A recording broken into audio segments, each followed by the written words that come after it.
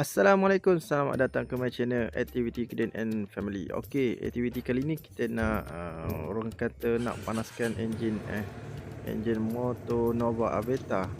Kita nak pergi ke Pasar Gading dekat Askar Camp tu. Ada pasar, kita nak beli barang-barang sikit. Lepas tu kita pusing sikit untuk running motor ni dengan wife. Kita pusing-pusing dulu untuk lekatkan dia punya kilometer 1000 untuk servis yang pertama. Hampir-hampir nanti kita pergi ke Temerloh untuk servis mengikut Aveta Malaysia punya schedule dia lah. Ni pusing kod Sungai Lembing, lalu kod Kota Sas. Sementara masuk tu kita nampak satu agro camp dekat Kota Sas ni, dekat pertanian. Lepas tu kita try lah masuk tengok. Mana tahu satu hari nanti nak pergi tengok kawasan tu, kita dah nak boleh nampak lah dia punya geografi tempat campsite tu. Okey, inilah laluan ke tempat campsite agro camp dalam pertanian dekat Kota Sas. Laluan dia untuk kenderaan biasa-biasa boleh lalu, tak ada masalah. Cuma cuaca hujan jadi lecak-lecak sikit.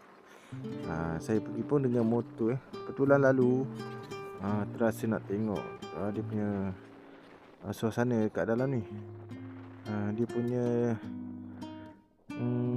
hari ni saya pergi tak ada kampus yang datang lah, cuma ada yang mancing. Lepas tu nanti kita tengok, satu hari nanti kita akan masuk untuk try camping dekat kawasan ni. Owner yang jaga tu cakap waktu malam memang gelap lah sikit kawasan ni. Tapi kita cuba lagi akan datang untuk camping dekat sini.